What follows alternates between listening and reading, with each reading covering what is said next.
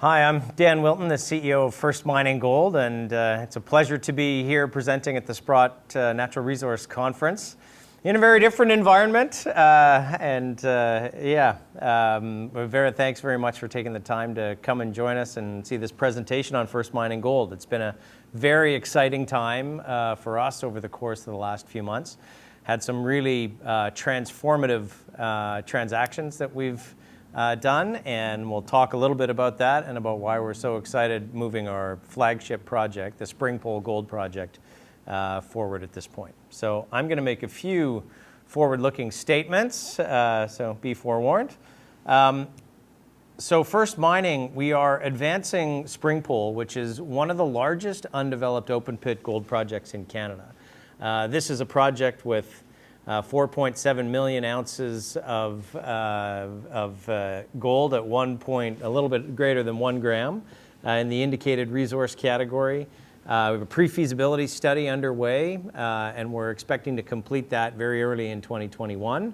And our permitting is in process right now, targeting submission of an environmental impact statement early in 2021.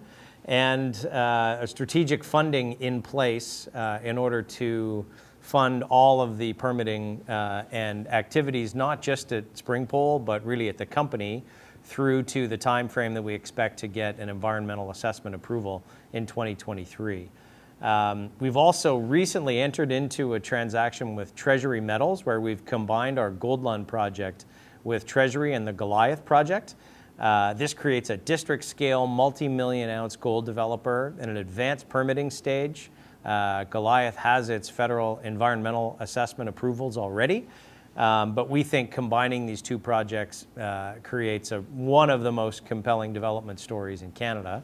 And importantly, First Mining is going to become one of Treasury's largest shareholders. And as part of that, we are going to be returning a significant portion of the Treasury shares directly to our shareholders in about a year's time. So very exciting moving forward, the combined Goldlund and Goliath. And at the same time, this portfolio of assets that we have provides a lot further optionality, and I don't think there's a better example of that than our Pickle Crow project, which we brought a partner in January of this year.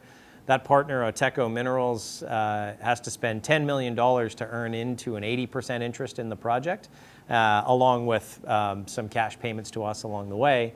Oteco today is sitting with a 200-ish million market cap and just raised $30 million to execute on the game plan at Pickle Crow. So we're very excited. Obviously, we've selected a great partner to work with there.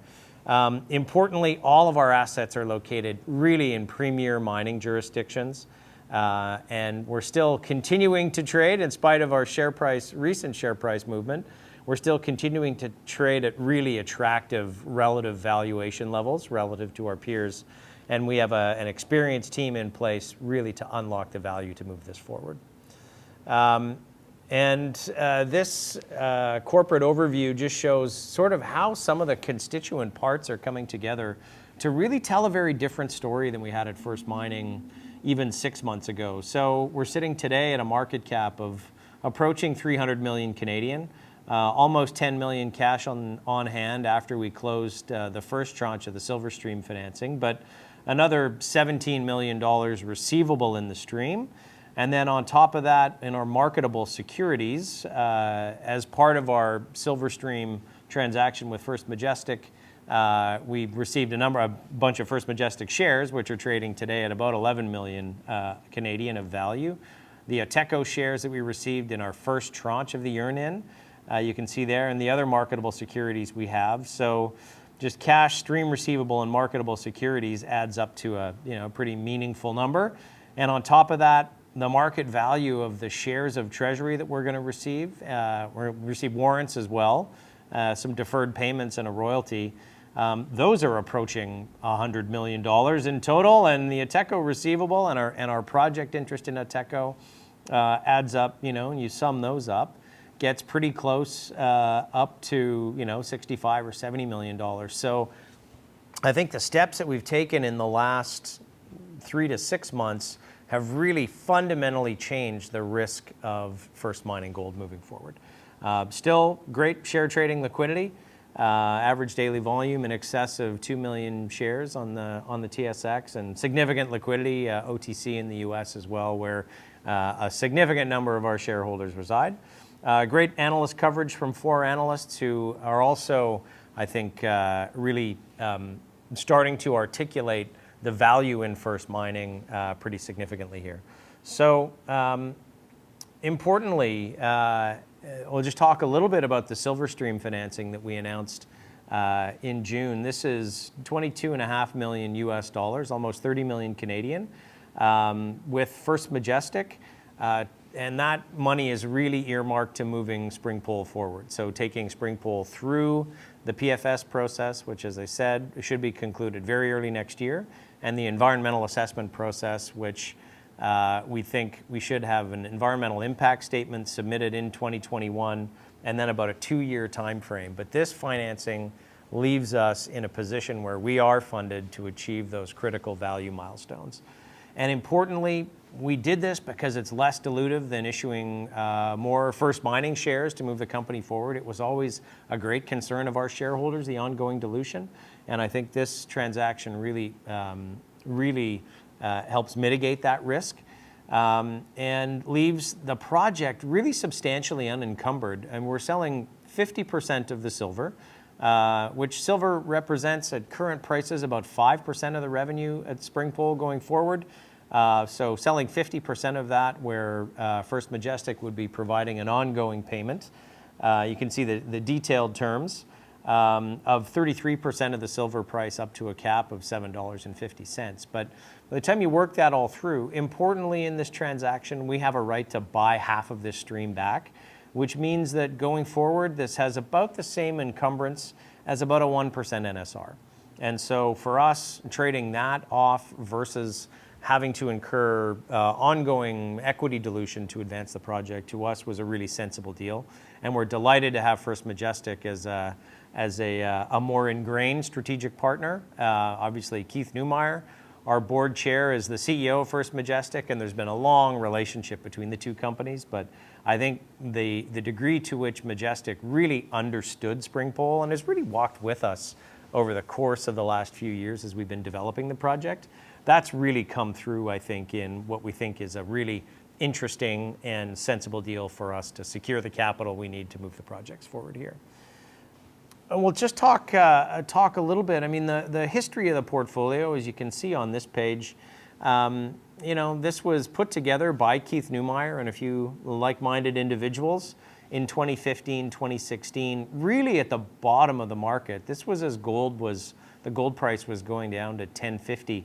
I mean, I think you see on the right-hand side at the bottom here, with a number of the moves that we have been making, both de-risking our projects from a technical perspective, continuing to add value, continuing to grow them through exploration, as in the case of Goldlund, and now finding partners to really surface the value. This is kind of the end of the evolution of what Keith and the founders of First Mining really saw when they started putting this portfolio into action.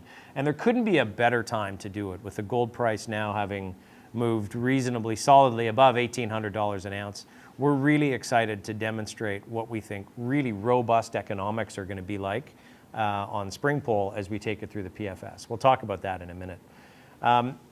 Importantly, though, as you kind of start backing out from our market cap, all of the value of these other strategic holdings that we have, it still leaves us with Springpool trading at very, very low values per ounce relative to a number of other North American developers. And I'd argue for an asset that we think is really as strategic as Springpool, one of very few projects capable of producing in excess of 400,000 ounces a year at construction costs that we think will be less than $1 billion. We think that Springpool deserves to be trading far, far to the right on this chart here. So we're really very much looking forward to continuing to surface the value in the company here. And I think this demonstrates we have a long runway of value accretion ahead of us here. So we'll just talk a little bit about Springpool. Important to understand where we are. So Springpool, as you said, one of the largest undeveloped open pit projects in Canada, about 5 million ounces of gold and gold equivalent. Annual average gold production, as we scoped in our PEA, of in excess of 400,000 ounces a year, which if it were producing today, this would be the third largest gold mine in Canada. We demonstrated some really robust economics in our PEA last year. The pre-feasibility study that's moving forward is, I think, giving us a very good sense of an ability to how we can continue to optimize the project, and we're very excited about what we're seeing so far in that process. And again, this area, one of the things that makes this project really unique is the degree of infrastructure around it. Access to power line, they're in the middle of a significant energy transmission upgrade in the area of the project, close to Class 1 forest roads. This really is industrial forest in the neighborhood of the project. So with all of that in place, I think it really helps differentiate Springpool as a very unique development opportunity. And just to kind of give you a bit of a sense here, this gives a bit of a sense of the area around Springpool. You can see this is our mineral tenure outlined here, but it's lots of lakes and trees as you find in this part of northwestern Ontario. And the development plan at Springpool involves building a couple of coffer dams and ultimately then dewatering a section of Springpool Lake, which equates to about 3% of the volume of the lake, 6% of the area, an open pit mine, and then at the end of the mine life, those coffer dams are breached and this part of the lake is reclaimed by the lake. So ultimately, a very, very low net footprint for the project. Now this raises, for a number of people, concerns around permitting and around the environmental sensitivity of the area, and I think absolutely right to be focused on that. We're very focused on that, but I think the critical issue is we've done 8 years of environmental baseline study on the aquatic environment, on the terrestrial habitat environment, and we really do believe with that, with all of the geoscience, hydrology, hydrogeology, all the rest of the environmental investigations that we've been doing at Springpool, we really do believe that we are going to be able to develop this project in an environmentally sound fashion. And through our PFS, I think we're even further refining the concepts and the development concepts. I think we're going to further reduce the footprint of the project. And I think that's all good for the longer term operation and then reclamation of this. So we obviously need to be able to demonstrate that we can develop this project without long-term adverse impacts to the environment, and we really do believe we can. So again, part of what makes this project really interesting and unique, you can see here, this is the PFS footprint, which is, which as you can see is pretty, well this is, the PEA footprint, which is pretty compact. And as you come into to see some of the areas here, net when you consider that at the end, most of what is going to be the open pit gets reclaimed by the coffer dams, and ultimately the lake sort of reclaiming that part of it. The interesting element, one of the really interesting elements, and I think that people don't spend enough time understanding about Springpool, is the deposit itself. So this is not a series of high-grade veins that you're trying to mine to deliver 1 gram to a mill. This is part of the reason the economics are so robust at Springpool, is that this is a large, reasonably homogeneous blob of mineralization. And I think when you can look at this here, give you kind of a sense of it, this is the block model, and you can see it comes more or less right up to surface. And if I can just give you a bit of a sense of that here, as we demonstrate this, the blue blocks in this block model are the blocks that are above the cutoff grade of 0.4 grams, and the red blocks are greater than 1 gram. And what you can see here is that there is significant greater than 1 gram ore in this ore body, right in the central core of it. And so conventional wisdom was that you weren't really going to be able to get much higher grade feed earlier in the mine life at Springpool. And through some of the optimization work that we're doing around the mine planning for the PFS, we're optimistic that we are going to be able to have a few years of delivering some higher grade feed, which should help accelerate payback. So lots of exciting things coming along as we move forward. And that unique ore body really manifests itself ultimately in a very robust project. And that's where when you look at a $1,300 gold price, after-tax NPV of 841 million US, pre-tax NPV of 1.2 billion, and all-in sustaining costs at just over $600 an ounce. This is in the bottom quartile of the cost curve, and ultimately, we think when you look at the economics in these projects as they get up towards some of the higher gold prices that we're starting to see long-term consensus converging around $1,500 an ounce, we think that our PFS is going to demonstrate very, very robust economics for this project. So once again, this we think is a very strategic project, and largely because of the production profile. And you can see here, this again, that line across is the average at 410,000 ounces a year. But this is one of few projects capable of producing in excess of 400,000 ounces a year. If it were producing today, this would be the third largest gold mine in Canada. This is a significant strategic asset that ultimately we believe is going to be developed. So the time frame to develop it is, as I said before, moving toward a pre-feasibility study the end of this year, beginning of next year. And ultimately submitting our environmental impact statement in 2021, which kicks off about a 2-year process in Ontario. And I tell you, I don't think there is a better place in the world to permit mines. Ontario has permitted 4 big open pit mines in the last 4 years, and we're in that same SIA 2012 process. So, regulators who understand exactly what we need to understand about the project in order to permit it. So with all of that, really driving toward that environmental approval in 2023, which we think is going to be a really important milestone. And again, with our silver financing, that now leaves us in a position where we're fully funded to get to these milestones. Particularly when you look at some of the other financial flexibility we have from some of the other investments that are coming our way. So very, very exciting times at Springpool. That really is the focus asset for us moving forward. We'll touch very briefly on Goldlund and Goliath. This is a very exciting combination where we took our Goldlund open pit project and basically married it up with the project next door.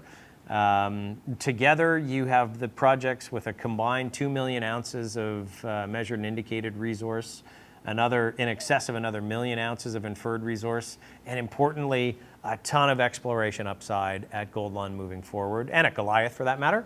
But we think, importantly, I think there will be real co-development synergies, which the game plan is for us to advance a PEA over the course of the next 6 months and hopefully demonstrate by the end of the year what we think is going to be one of the most robust, 100,000 ounce plus a year producing producing mines / development projects in Canada. And you cannot actually ever imagine a better place to develop a mine. This is 20 minutes outside the town of Dryden, Ontario, just off the Trans-Canada Highway. Electricity, natural gas, highways, rail, everything you could ever imagine there in terms of infrastructure. It really is an amazing place to be developing. So as part of that, First Mining is going to become the largest shareholder of Treasury Metals. We're receiving 130 million shares and 35 million warrants. We'll get a 1.5% NSR, of which 0.5% can be bought back for $2.5 million, and $5 million of milestone payments on really permitting and production milestones at Goldlund. So our intention is we're going to distribute 70 million of the shares and the 35 million warrants directly out to our shareholders as we move forward. So that'll happen around our next AGM, and on the same kind of time frame, what we expect now, you'd set a record date. Shareholders on that record date would be entitled to receive the distribution when we do it. So a lot like a spin-off company in an M&A transaction. So we're very excited about that. But importantly, this really gives us the runway for this project to be developed without First Mining needing to commit more capital to it. And I think Treasury has already raised $11.5 million on the back of the announcement. Very, very well received. Share prices trading up substantially, from almost doubled from when we made the announcement. So I think people are starting to clue into really what a game changer this is for this development project, but I think there's an enormous amount of upside to go. And we're sitting really well positioned to continue to benefit from that upside. It doesn't ever really jump across any clearer than this. These are the two projects that are next door to each other. Fundamentally, we think you really only need to build one mill and ultimately feed that one mill in a lower risk fashion from two different mines. So we think there's a lot of opportunity for optimization here. And importantly, Goliath already has its federal environmental approvals, which I think really gives this project a unique leg up versus a number of other development projects. Still lots of room to run on value here. And again, it's a bit tough. We can't really talk about what we think an integrated PEA net present value would be. But we think that this is, when we get this PEA done over the course of the next 6 months, is going to be very, very attractive.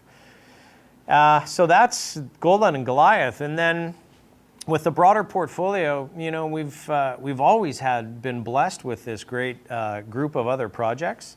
And I think the deal that we've done on Pickle Crow that I mentioned a little bit earlier really did help solidify in people's minds that these projects, which, listen, in the last 3 or 4 years, people have seen as a burden to have to carry the costs, but where people are starting to realize that these projects, each of them, deserve significant market caps. And I think nothing clearer demonstrates that than our deal with our partners at Teco on Pickle Crow, which today, implies a value of our stake in the project, which is 20%, and all of the payments coming to us through the earn-in process implies a value of, $60 or $70 million. So, I think importantly, we've come a long way in unlocking a lot of the value in the a lot of the value in the portfolio. I think there's still more to do as we move forward, but importantly, that combined with really laser focus on Springpool and moving Springpool through these critical de-risking stages through the PFS, through the environmental impact statement, ultimately through environmental assessment approval, I think leaves us with a great trajectory to continue to deliver and surface value to our shareholders. So lots of catalysts coming up, as we've talked about, on both of these projects, well, all of our projects, but particularly with Springpool and the combined Goldlund Goliath. So lots to keep watching over the next 6 months, but really just want to say thank you very much for joining us. And I think we're in a really unique time in the metals cycle, particularly for precious metals. And I think there are very, very bright days ahead. And with a portfolio like we have here, I think we're excited about being able to continue to de-risk our assets and deliver real fundamental value to our shareholders going forward. So thanks very much.